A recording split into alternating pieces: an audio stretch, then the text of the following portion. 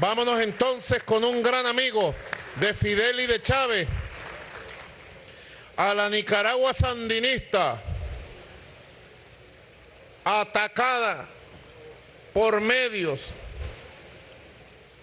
por redes,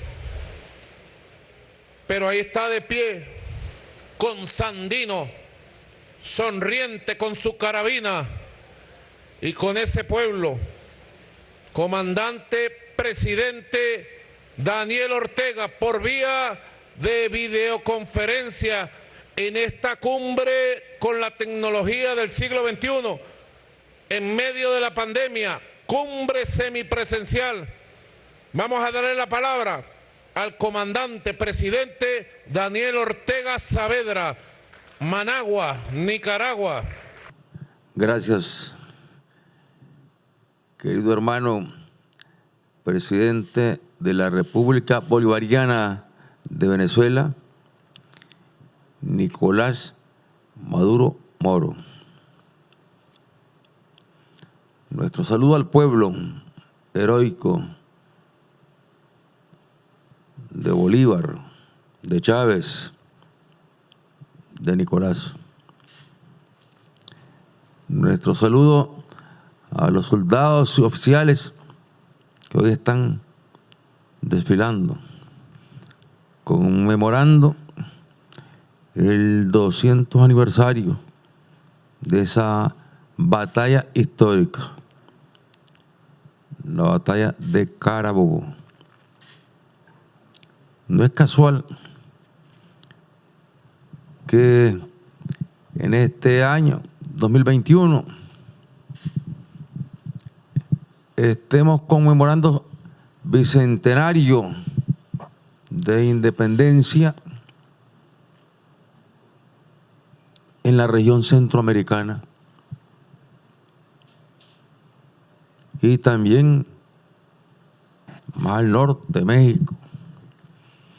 O sea, toda la América que estaba ocupada, sojuzgada, sometida a sangre y fuego por el Imperio Español. Esa América indígena, mezclada también con sangre española, en Carabobo, como lo dijo Fidel, esta América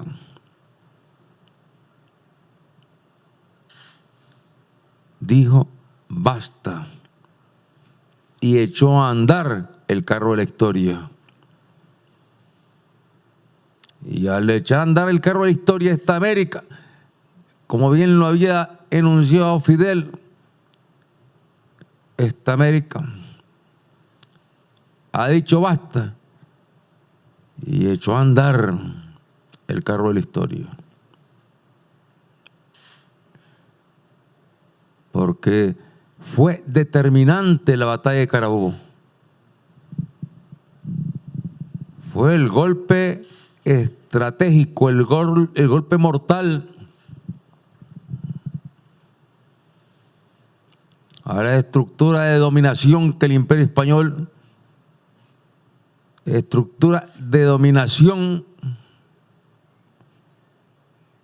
que llegó a practicar incluso el esclavismo, a importar esclavos de África, luego de esclavizar y agotar a la población indígena, había que traer nueva fuerza de trabajo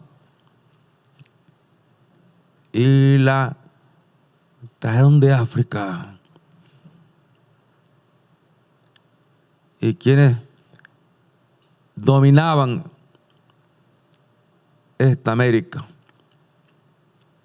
el Imperio Español, que ejercía su dominio en contubernio con quienes en nombre de Cristo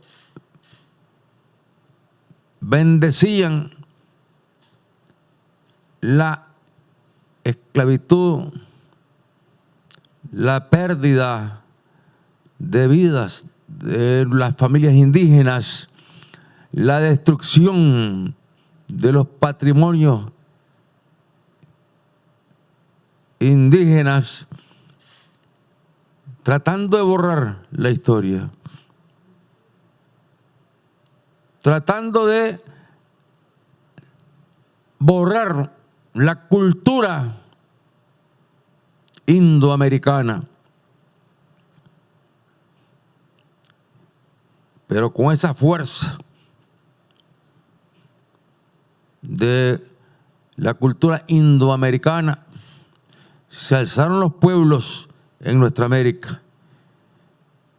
Con esa fuerza se alzó Bolívar y los patriotas que le acompañaron en esas jornadas heroicas que nos ha descrito nuestro hermano Nicolás. Jornadas verdaderamente extraordinarias, dignos episodios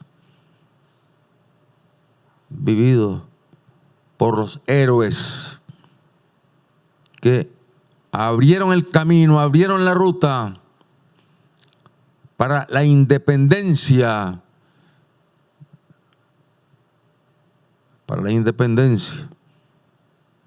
de España. Y lo que nos venía a plantear, lógicamente, un nuevo desafío.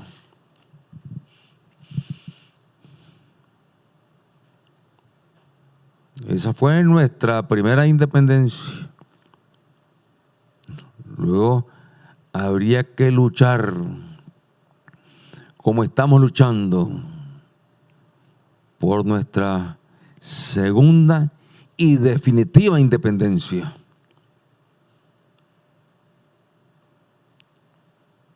Y ese paso histórico lo dio Cuba.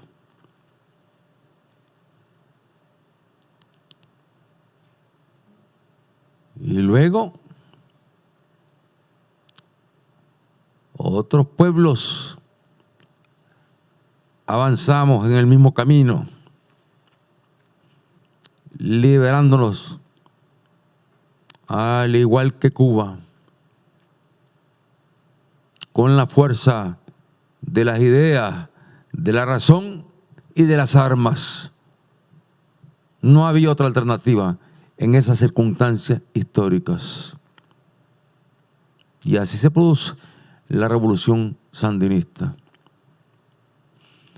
Y ahí nació nuestra amistad con Cuba, con Fidel, cuando dábamos la batalla contra la tiranía,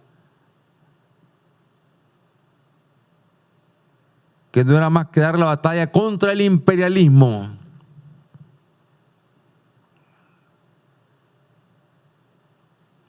El imperialismo que había utilizado las tiranías que tenía instaladas a lo largo y ancho de nuestra América para expulsar a Cuba de la OEA. Quienes fueron, entre otros, los demócratas, los gobiernos demócratas que expulsaron a Cuba de la OEA, que fueron a dar su voto ahí, en ese momento de sometimiento al imperio. Gobiernos impuestos por el mismo imperio, sirvientes del imperio yanqui. El gobierno de Somoza, sí, votó ahí el demócrata Somoza. Y podríamos ir nombrando uno por uno las dictaduras que existían en esos tiempos en América Latina, todas sometidas porque habían sido impuestas a la vez por el imperio yanqui, todas al servicio del imperio yanqui.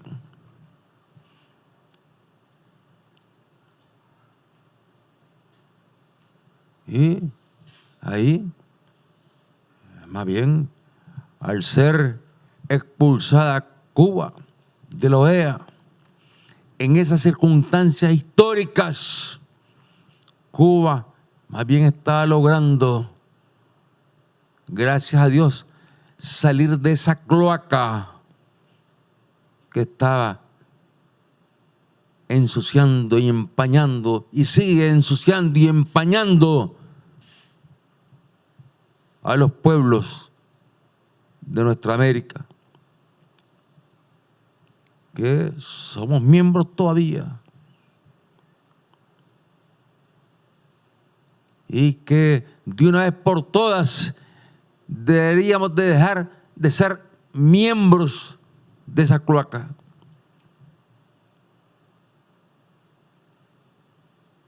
Y fortalecer nuestra identidad, nuestra cultura, nuestra independencia.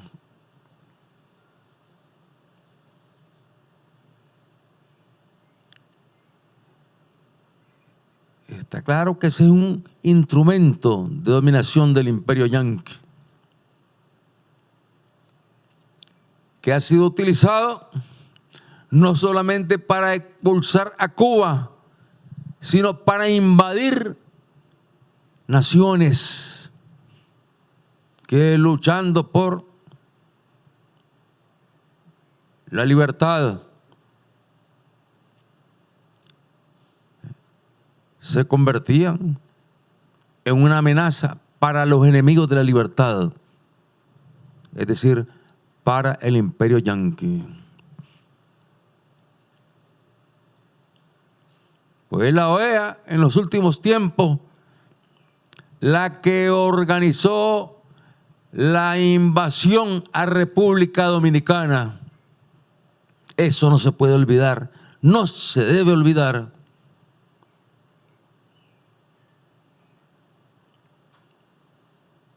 ¿Y de dónde llegaron las tropas junto con las tropas yanquis que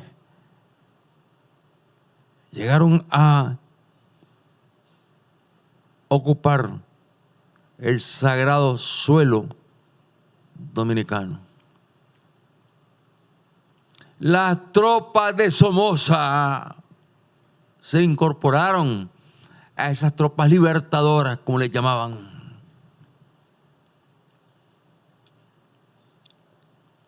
Las tropas brasileñas, dominadas y al servicio de los yanquis, y gobernado ese pueblo por dictadura, también ahí marcharon. Todos los dictadores puestos por los yanquis mandaron sus tropas a invadir República Dominicana. Es decir, es un arma que tiene el imperio ahí y con la cual amaga y ha amagado con invadir Venezuela.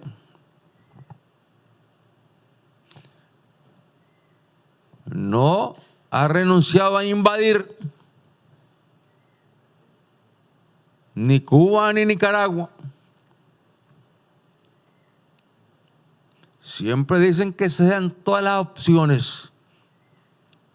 Esa es la respuesta que dan los imperialistas de la tierra.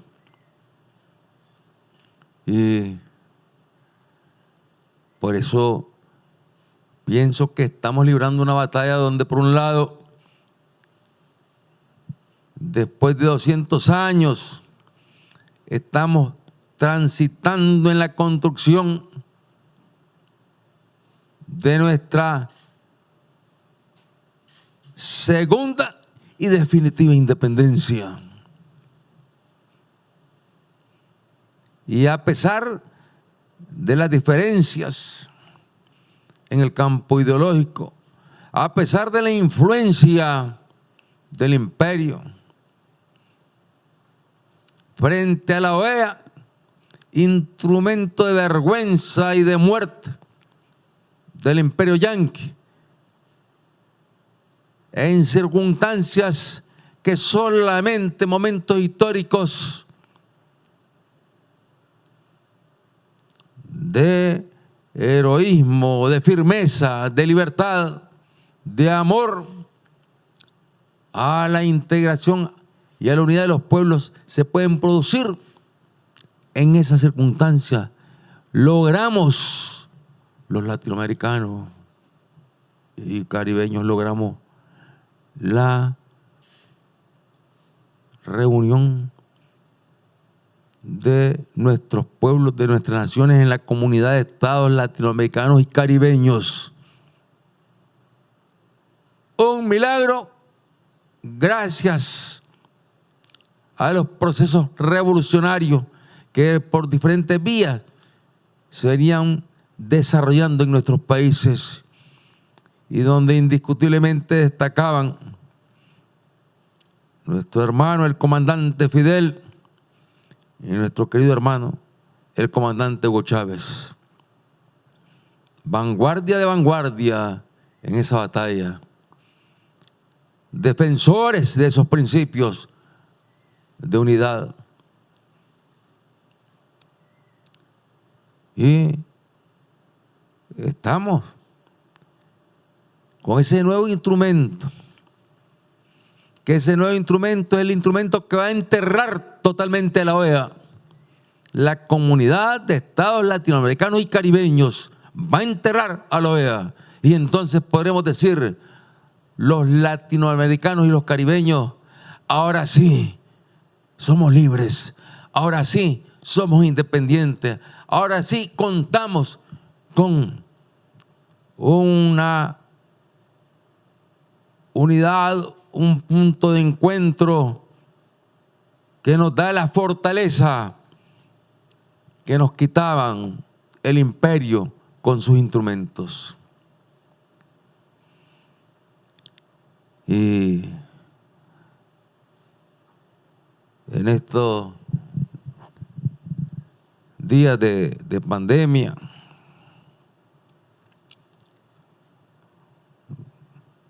y hemos querido estar ahí acompañando a los queridos hermanos en esta reunión presencial. Pero, bueno, aquí hemos iniciado un proceso de vacunación con grandes limitaciones. Empezamos la vacunación optando por vacunar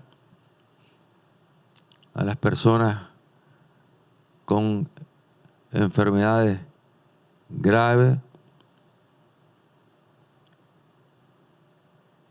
y que si eran afectadas por el virus, pues corrían un alto riesgo de morir. Y han hecho fila para vacunarse la inmensa mayoría de esas personas de extracción pobre, que no tendrían la manera de comprarse la vacuna. Y se les ha ido entregando y colocando la vacuna sin hacer diferencias políticas ni ideológicas. Allá han llegado a sentarse adversarios duros de la revolución del sandinismo y han reconocido la forma eficiente, profesional, generosa con que están trabajando los médicos, las enfermeras en los diferentes puntos del territorio nacional, llevando la vacuna a los diferentes departamentos y en los departamentos a los diferentes municipios. Y nos han dicho a nosotros que ya estaríamos en la edad, estamos en la edad de vacunación. O sea, aquí la edad de vacunación que pusimos al inicio fue de 50 años de edad. 50 años de edad, 50 años. Pero haciendo énfasis en las personas que estuviesen ya. Luego se ha ido ampliando, incluso ya se ha ido aplicando a otras personas de menos edad. Y nos han dicho que por qué no nos vacunamos. Y hemos estado esperando a que se vacune la mayor cantidad posible de nicaragüenses. Y se ha ido avanzando mucho en las personas de más riesgo. De tal manera que nosotros esperamos vacunarnos ya la próxima semana. Y aquí lo anunciamos. Nos vamos a vacunar la próxima semana. Y yo ando por los 75. Rosario anda acá de cumplir 60 y... ¿ah? Ayer cumplió 70. ¿Ah? ¿Cuánto? El 22. El 22 cumplió 70. Y nos dicen los médicos que estamos obligados a vacunarnos. Así es que nos estaremos vacunando la próxima semana y estaremos en condiciones para poder ya asistir a eventos presenciales. Que cuánto honor para nosotros haber estado con ustedes, queridos hermanos, en este día. Pero pronto, Dios así lo va a querer pronto, nos vamos a encontrar, Nicolás. Nos vamos a encontrar con vos, con Silvia, con Arriaza, con Delcy. Nos vamos a encontrar. Porque, bueno, estamos en los momentos, estos son los momentos más duros de la siembra.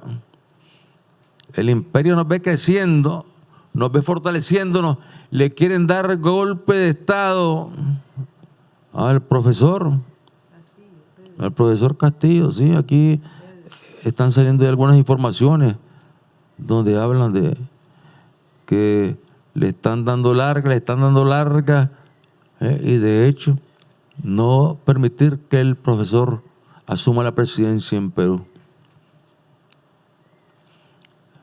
Perú, que fue otro engendro ante el debilitamiento de la OEA, entonces lo que hicieron los yanquis junto con la OEA, inventar el Grupo de Lima.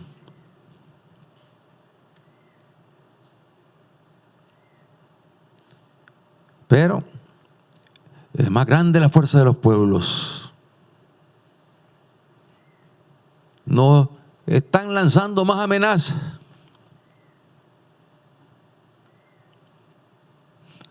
Nos están exigiendo que pongamos en libertad a una serie de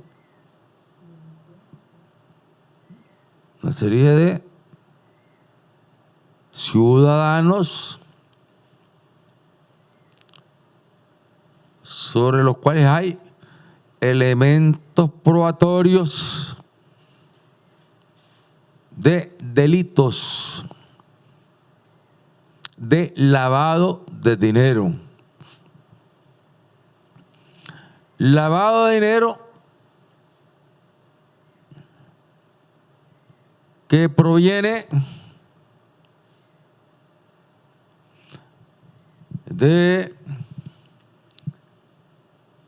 las operaciones que hace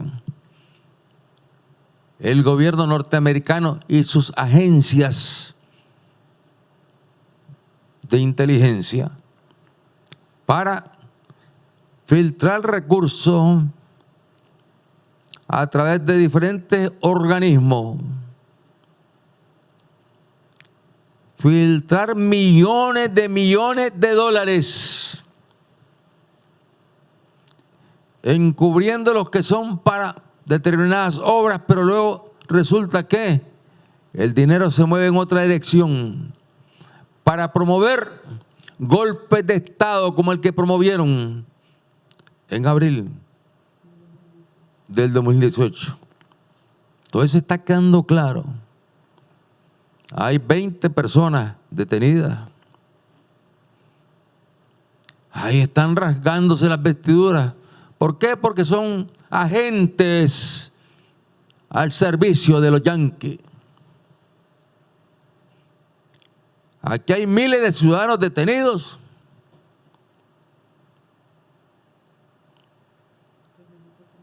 Pero buena parte de ellos son de origen pobre.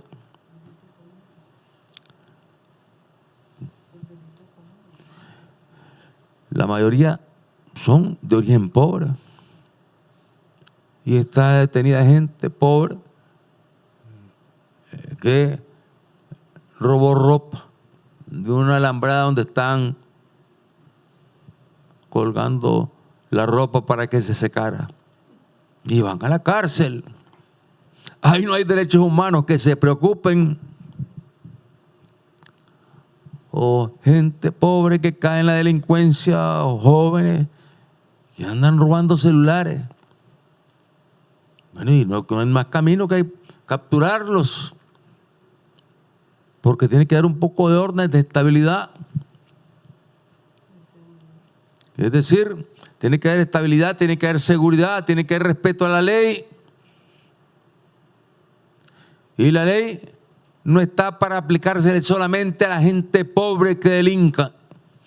También la ley se le debe aplicar y se le está aplicando a la gente aristócrata, asidua visitante de Washington, asidua visitante de Nueva York, con boletos pagados y hoteles pagados por el gobierno yanqui, y hasta viáticos para mover recursos, para mover fondos. Y ahora, como vamos para elecciones el próximo 7 de noviembre, y están claros que estas elecciones las va a ganar el pueblo, las gana el pueblo con el Frente Sandinista a la cabeza. Y porque ellos mismos están claros de la cantidad de obras que se están haciendo, a pesar de ser un pueblo muy pobre, con un presupuesto bien pequeño. Pero cuántas obras, cuántos caminos, cuántas carreteras, un servicio de salud que impresiona. ¿Y cómo nació este servicio de salud? Con la revolución. ¿Y de dónde sacamos nosotros el esquema de este sistema de salud? De Fidel, de Cuba. Fuimos a buscar el apoyo, la solidaridad en Cuba para desarrollar el sistema de salud, para desarrollar la educación, para lanzar la campaña contra el analfabetismo, para alfabetizar. Fue Cuba. ¿Por qué? Porque esos servicios en Cuba no se vendían como una mercadería, sino que se le entregaban al pueblo como un beneficio ganado por el pueblo, derecho del pueblo, la salud y la educación. Y eso nos permitió desde los años 1979-80 ir sentando las bases de un sistema de educación, de salud, que nos permitió avanzar en medio de una guerra terrible que nos lanzaron los yanquis. Donde fueron condenados precisamente en el mes de junio, fueron condenados a finales de junio por la Corte Internacional de Justicia de La Haya. El 27 de junio fueron condenados en la Corte. Y la Corte los manda a indemnizar a Nicaragua. En ese momento eran unos 17,000 millones de dólares por toda la destrucción que habían provocado en nuestro país. Destrucción de escuelas, de puentes, de puertos, aeropuertos, miles de muertos, miles de heridos, miles de mutilados, 17.000 millones de dólares, que hoy es mucho más. Yo se lo dije al presidente Obama cuando tuvimos la reunión allá en Trinidad, y Tobago. Ahí se lo dije. Le hablé de Cuba, de que era hora que levantaran el bloqueo, y le hablé de la deuda que tenían con Nicaragua, que ahora es mucho mayor, y están obligados a honrarla. Ellos que se dicen respetuosos de las leyes internacionales, ellos que se dicen demócratas, están obligados a reconocer ese fallo, esa sentencia, pagándole al pueblo nicaragüense para que pueda reconstruir lo destruido. Hemos venido avanzando lógicamente estos años con un mayor impulso en el ALBA. Es decir, pasamos 18 años fuera del gobierno, de 1990 al 2007 que retomamos el poder, y fue ahí donde inmediatamente nos incorporamos al ALBA. Recién nuestra toma de posesión el 10 de enero del año 2007, aquí mismo con el presidente comandante Hugo Rafael Chávez Frías, estaba Evo también, y estaba también estaba vicepresidente de Cuba, ¿ve? Machado Ventura, estaba Machado, sí. Y aquí en el Teatro Nacional Rubén Darío, ahí, inmediatamente nosotros nos inscribimos, nos adherimos, nos sumamos al ALBA, el nuevo camino que se está construyendo, que se está abriendo, y que daría nacimiento a la comunidad de estados latinoamericanos y caribeños, pero sigue siendo el ALBA el núcleo para fortalecer incluso la comunidad de estados latinoamericanos y caribeños. Sigue siendo el ALBA el núcleo para fortalecer la defensa de nuestros pueblos frente a la agresión imperialista ante la comunidad internacional. Y en este día, queridos hermanos, les queremos decir que, bueno, las amenazas como las que le lanzan a Cuba, le lanzan a Venezuela. ¿Y qué dicen ellos? Hay que golpear a Nicaragua, porque Nicaragua no tiene la fortaleza que tiene Venezuela, ni la que tiene Cuba. Nicaragua está como que más fácil, dicen, porque es más débil, más pobre. O sea, miden todo por la pobreza. O sea, mentalidad de cobardes. Y se les olvida que este pueblo y este país pobre derrotó la primera invasión expansionista yanqui en el siglo antepasado, en 1856, mientras los barcos del gobierno yanqui venían luego a rescatar a los yanquis que salían derrotados, después que incluso habían llegado al extremo, no sé en qué otros países, pero aquí llegaron al extremo de que el yanqui, el mercenario, William Walker se nombró presidente de la República de Nicaragua y en su juramentación, en su toma de posesión, estuvo presente el embajador yanqui. Y Walker nombró a un cura su embajador ante los Estados Unidos. Y allá fue el cura como embajador de Walker a los Estados Unidos. Imagínense qué vergüenza. Pero fueron derrotados, aun cuando provocaron mucho dolor, mucha muerte.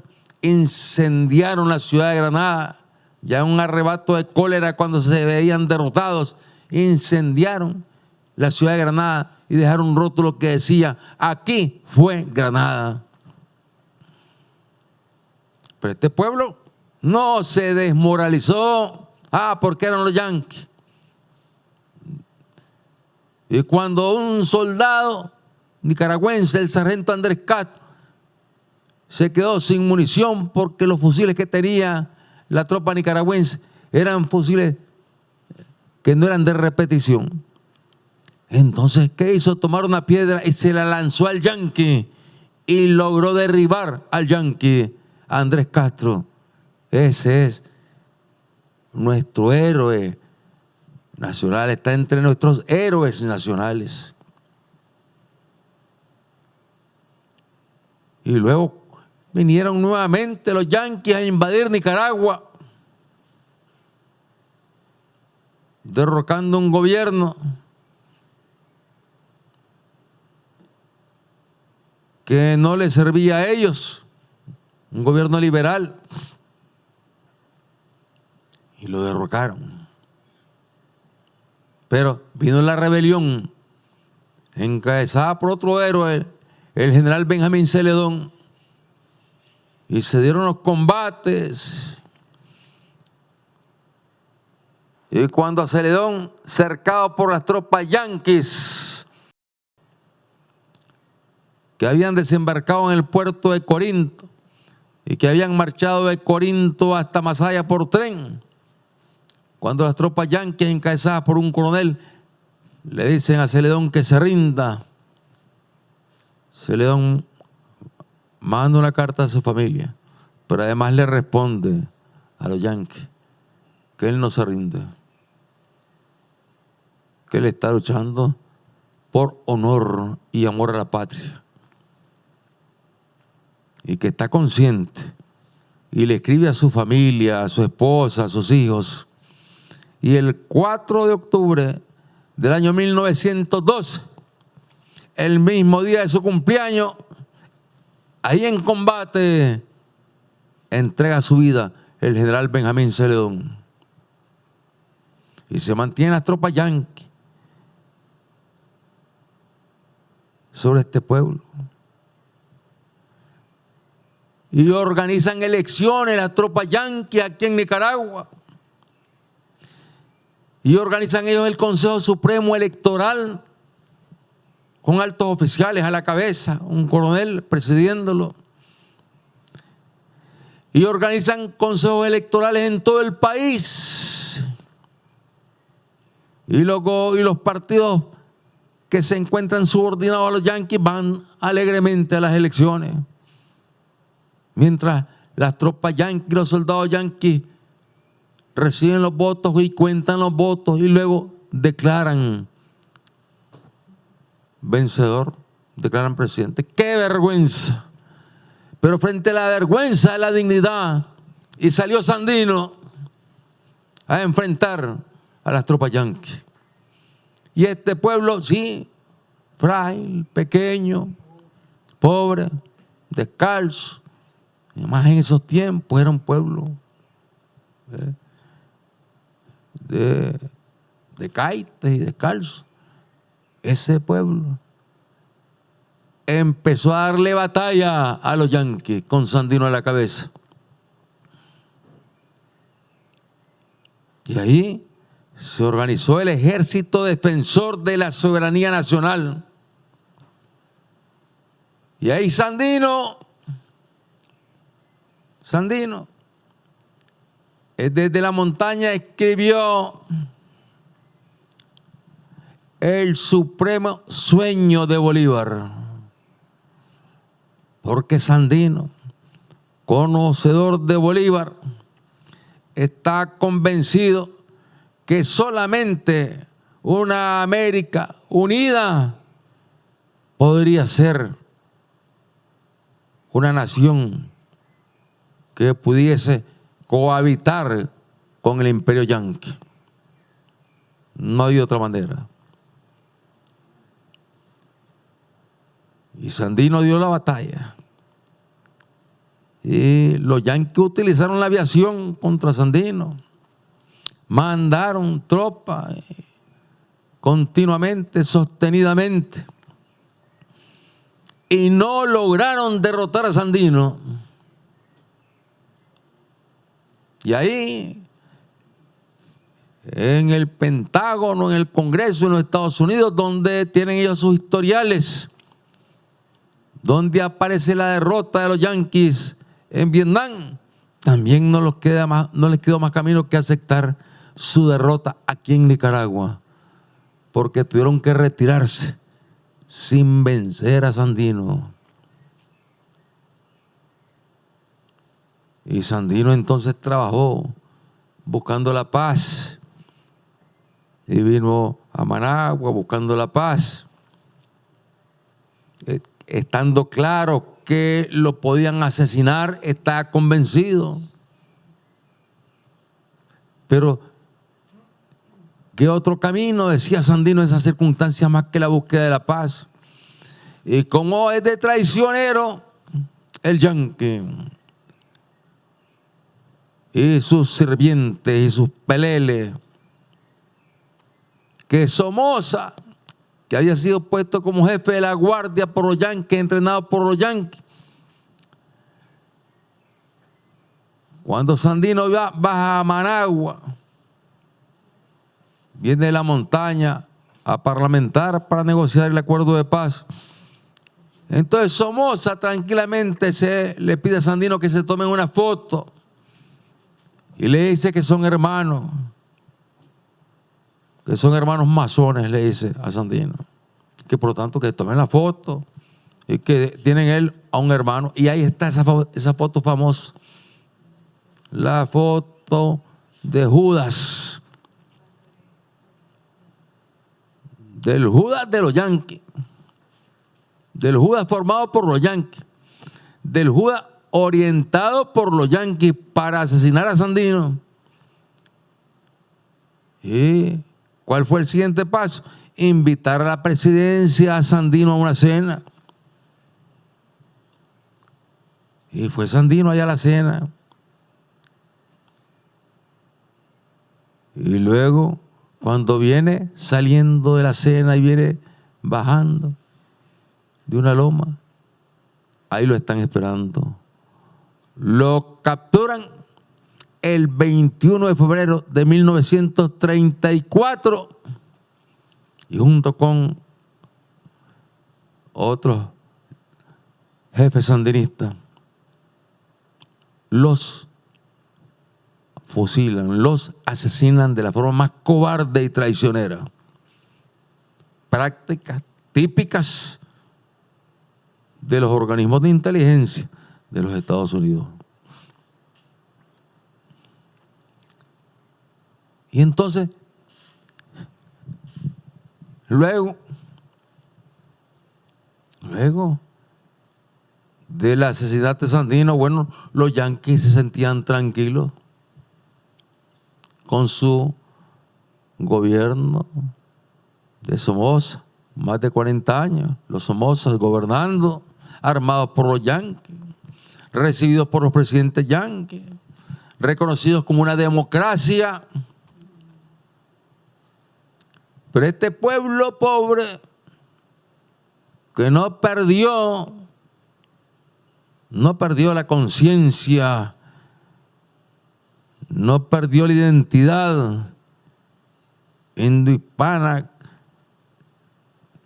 de Bolívar, de Sandino, que decía que había que sentirse orgulloso de que por nuestras venas corriera sangre indígena.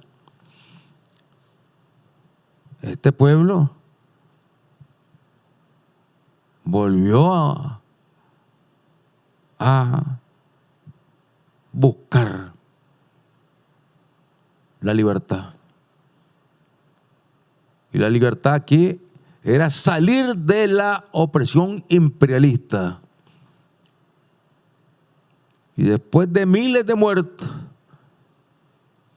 finalmente vino la victoria el 19 de julio de 1979. Y luego vino la otra guerra que nos impusieron inmediatamente, de 1979 hasta 1990. Y unas elecciones totalmente intervenidas por el financiamiento yanqui a los partidos de oposición. Y luego con la amenaza de que si el sandinismo ganaba esas elecciones, volvería la guerra sobre Nicaragua. Bueno, resultado, no fue una elección libre. Fue una elección donde le pusieron al pueblo una pistola en la cabeza. Y la votación fue adversa. Mucha gente lloró cuando estaba votando. ¿Por qué votaba? Porque ya tenía 2 hijos muertos, 3 hijos muertos y no quería más hijos muertos. Y fueron luego 18 años de gobierno democrático, hecho a la imagen y semejanza del imperio yanqui, al servicio del imperio yanqui. Y se empezó a privatizar la salud y la educación y empezó a crecer el analfabetismo. Y le intentaron arrebatar las tierras a los campesinos.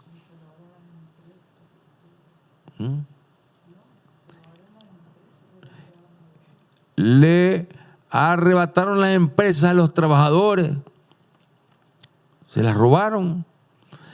Privatizaron empresas del Estado, haciendo grandes negociados. Fueron 3 gobiernos manejados por los yanquis.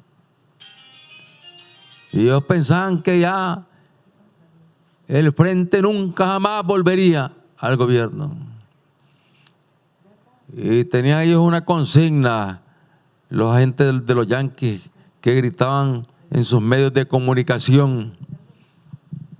Después de 1990, esa consigna le estuvieron gritando hasta el 2007. Gritaban diario, todo el día gritaban: ¿saben cuándo los sandinistas volverán al poder? Nunca, decían, nunca, decían. Y lo decían con una seguridad. ¿Y cuál fue la sorpresa para ellos? Que el pueblo sandinista volvió al poder en el año 2007. Y logramos crecimiento, logramos estabilidad, ya incorporados en el ALBA, logramos recursos para salvar situaciones que nos había dejado el neoliberalismo aquí en Nicaragua. Fue determinante la solidaridad del ALBA, la solidaridad de nuestro hermano, el comandante Hugo Chávez, para que Nicaragua tuviese energía eléctrica, porque cuando llegamos al gobierno no había energía eléctrica. ¿Y cuántos programas logramos impulsar nuevamente? Y la alfabetización, porque ya había analfabetismo nuevamente y había que alfabetizar. Y empezamos a alfabetizar hasta lograr reducir totalmente el analfabetismo. Y como el frente estaba instalado y está instalado en una zona que ellos consideran que es su patio, que es su terreno, entonces y vienen las elecciones, y ya lo intentaron en abril del 2018, entonces ahora han estado trabajando para intentar otro golpe de Estado de cara a las elecciones, argumentando que no son limpias, que no son justas, porque para los yanquis las únicas elecciones buenas, justas y limpias son las que ganan sus candidatos, sus peleles. Si la elección la gana alguien que no está al servicio de los yanquis, entonces esa elección la descalifican. Bueno, y les decía que tenemos la Unión Europea, que entreguemos los presos. Que entreguemos los presos, porque si no nos van a dar una gran lección, nos van a aplicar grandes sanciones. Así lo dicen tranquilamente. Lo dicen tranquilamente. ¿Acaso nosotros le hemos pedido a los europeos que pongan en libertad a los presos políticos que tienen en Europa? En lo que es la comunidad de la Unión Europea hay cantidad de presos políticos. Hasta ayer está un grupo de presos políticos en España, de los cuales quedan todavía otros, cuyo delito fue en el país catalán haber realizado unas elecciones. Ellos, las autoridades catalanas que tienen ese derecho conforme a las normas y leyes que tiene España, el Estado español, pues decidieron hacer un referéndum, una elección, a ver qué pensaba el pueblo catalán sobre cambios en las relaciones con el Estado español. Entonces, por hacer esas elecciones, los garrotearon, los reprimieron, los encarcelaron,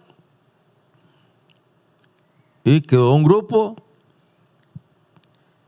de más de 20 reos políticos, presos políticos, entre otros presos políticos que hay en España. Como presos políticos hay en todos los países de la Unión Europea.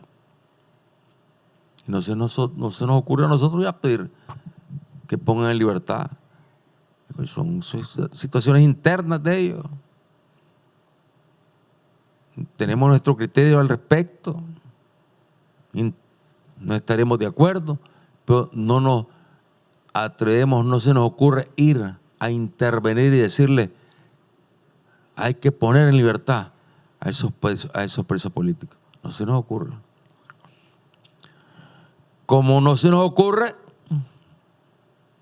ir a los Estados Unidos, donde sus altas autoridades están demandando también la libertad de los presos políticos, y que ya vienen con otra ley ahí para seguir oprimiendo al pueblo nicaragüense. Entonces, ellos también tienen presos políticos en los Estados Unidos. Tienen presos políticos. Presos políticos de todo tipo. Desde los que tienen la piel negra o la piel morena y fácilmente le inventan un delito simplemente porque el racismo existe en los Estados Unidos. como existe en Europa también.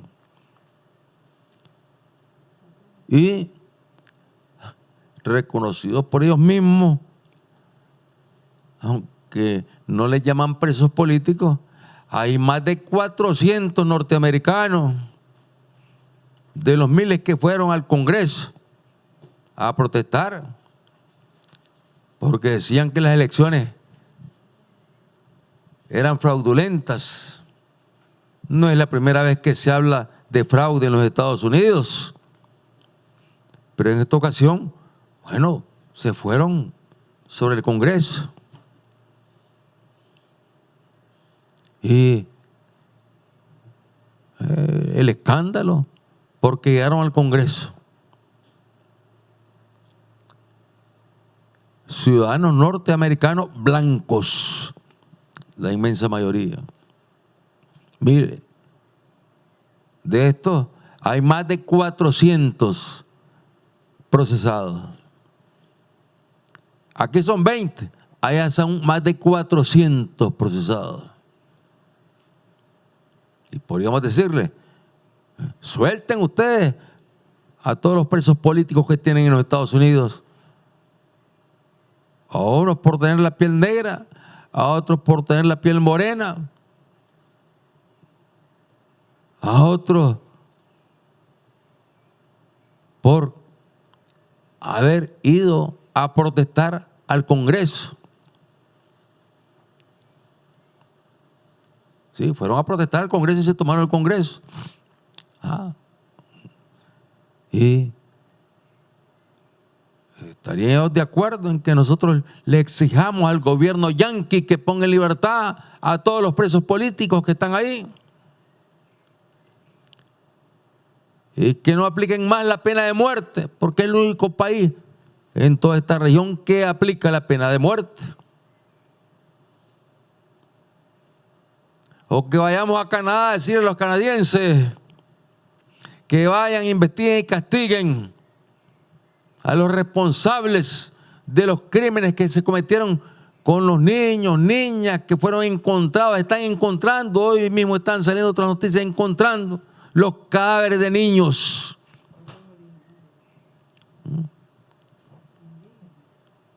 Niños y niñas. ¿Ah? Niños y niñas. No son niños y niñas blancas. Los niños y las niñas son de los pueblos originarios de Canadá, de los que eran los dueños de esas tierras que se robaron los colonizadores cuando llegaron y dijeron: esta tierra es mía, y se la robaron a los pueblos indígenas de Canadá. Y los asesinaron, como lo hicieron en Estados Unidos, si resistían. Y luego agarraron a los niños, los metieron en unos encierros. Y ahora resulta que están apareciendo tumbas con centenares de niños y niñas. ¿Dónde están los derechos humanos ahí? ¿Dónde están los derechos humanos de Naciones Unidas? ¿Dónde están? ¿Dónde están los derechos humanos de la OEA? Esos son crímenes racistas, crímenes brutales, crímenes cobardes que no merecen el perdón. El perdón. Lo que exigen es castigo. Y bueno, les decía, queridos hermanos, que estamos entrando pues a esta ya etapa cercana a las elecciones. Todavía, de acuerdo con las normas electorales, no es tiempo para inscribir candidatos. Pero ustedes van a ver en la campaña, en los grandes medios internacionales, que hablan que tenemos presos a cuatro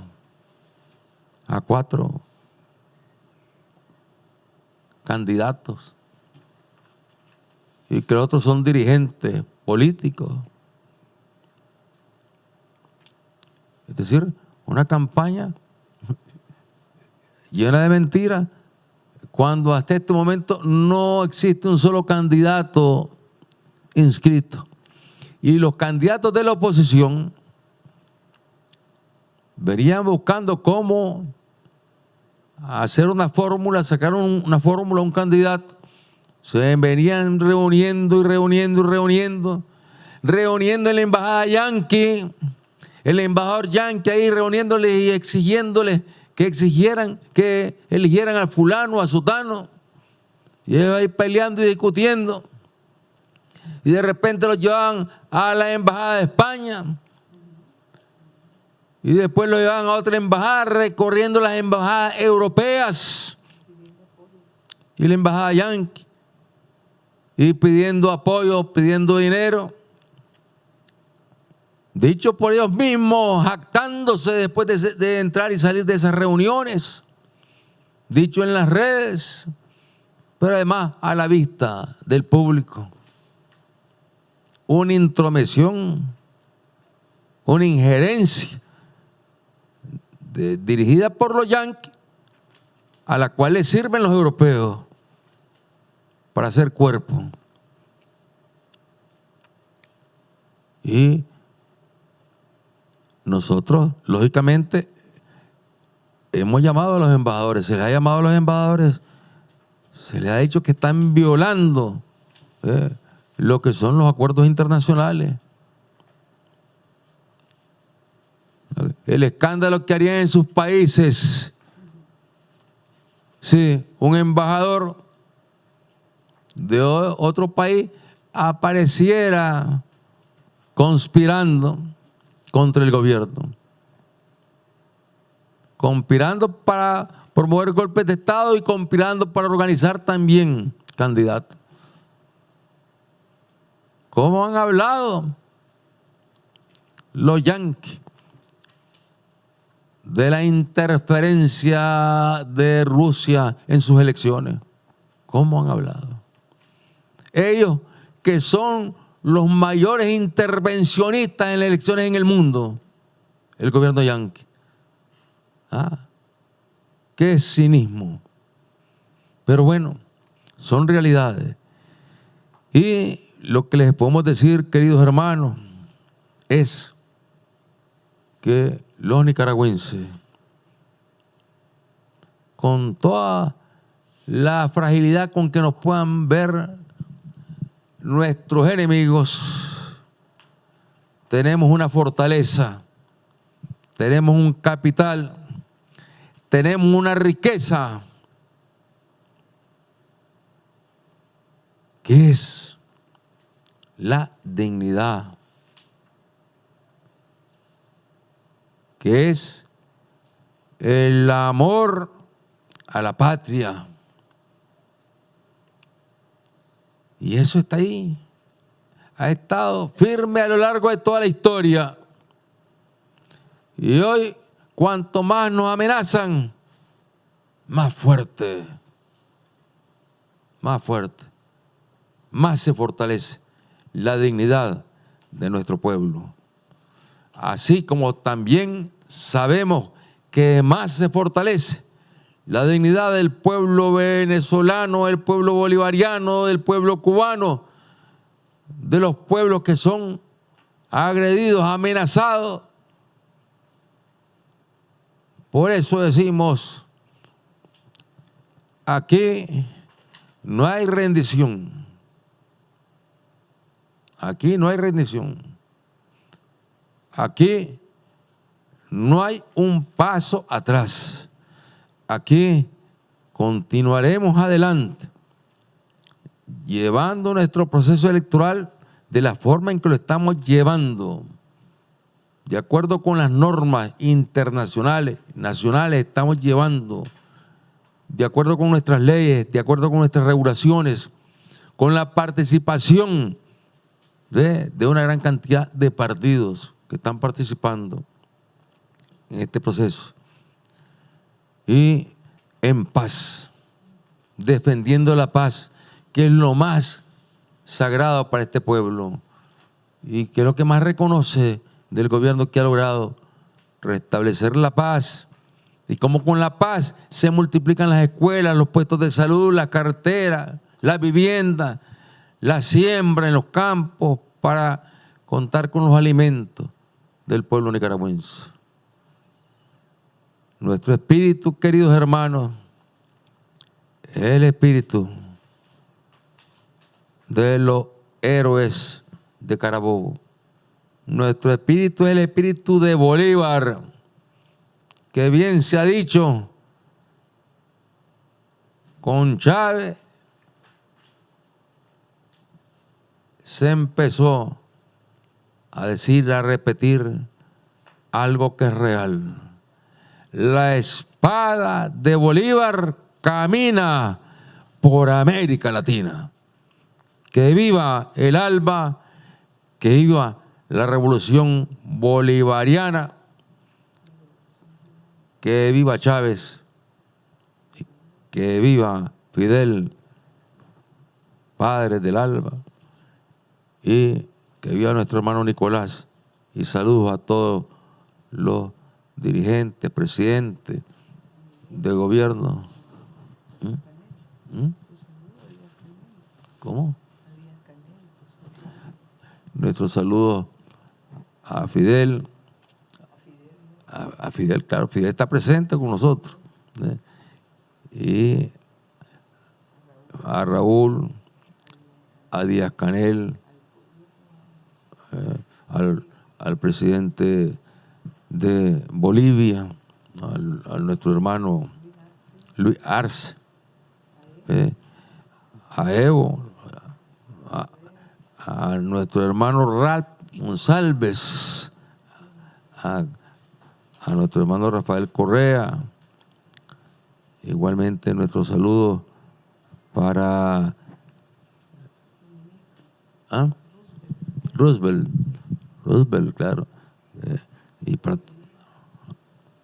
y a Delcy y a Arriaza, a Jorge Arriaza, sí, Jorge Arriaza, a Delcy, a Cilia, a toda la juventud venezolana, a todos los trabajadores venezolanos, a todas las familias venezolanas, a ese valiente, patriótico y heroico ejército venezolano. Gracias, queridos hermanos.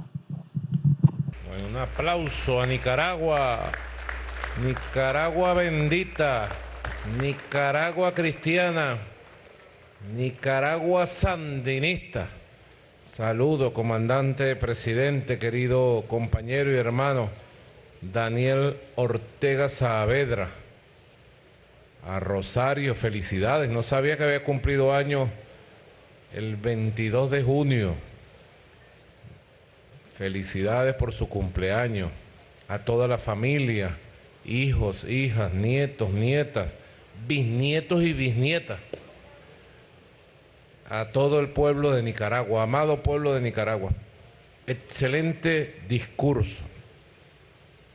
A buen entendedor, palabras claras. Palabras claras. Una campaña brutal contra Nicaragua.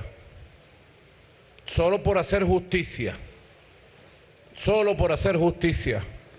Los medios transnacionales y de la derecha atacando, posicionando matrices de opinión, porque no soportan que le toquen ni con el pétalo de una rosa a los príncipes dorados del intervencionismo, los que tienen los apellidos, los apellidotes, lo que llama Correa toda la vida los pelucones y las peluconas. No soportan que los toquen, delinquen, conspiran, roban, violan constituciones, violan la ley, pero ellos son los príncipes herederos del poder imperial en los países de América Latina y del Caribe. Muy bien, Nicaragua con su verdad es como una espada que corta el tiempo. Toda la solidaridad con el pueblo sandinista, con el comandante Daniel Ortega, y adelante, para adelante con la democracia.